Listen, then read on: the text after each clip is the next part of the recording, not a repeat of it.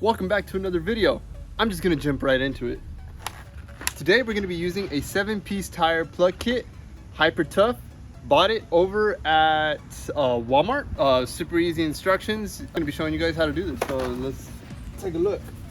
I already took my tire off, but if you need another video how to take the tire off, you can use one of these guys. I can also just reinstall it, just do the same thing but in reverse. Right now, as you can see, we got a pretty bad sucker right here. Yeah, we got that guy right there.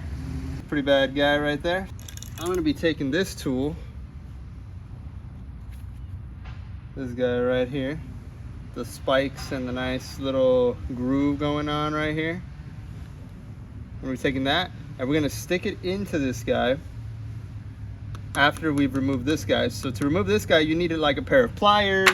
So we'll be just taking this out. You're gonna either twist if you need to, but you're just gonna have to pull it right out. Got it? All right, next step, you can hear it coming out right there. You can even feel it. You're gonna take this big guy right here and we're gonna stick it in.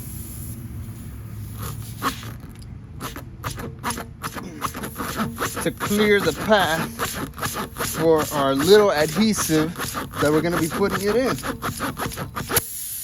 As you can see, it's going crazy. And these little guys, don't worry about all that air coming out. I'm gonna take one of these and wear a pair of gloves, and you don't have to, it's up to you. There we go. Easy does it. What we're gonna be doing here, I'm gonna take this tool. You can see right there where it there's a slit for this guy to go in. You have to push your way through this, and there's kind of an opening right there. It's exactly how you want it. Perfect. Now we're gonna stick it in here. And do not push it all the way. You want to just kind of keep it halfway.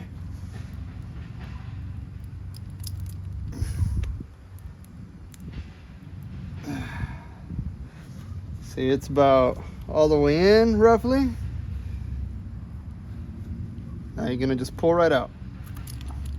Just like that, see? It just came right out.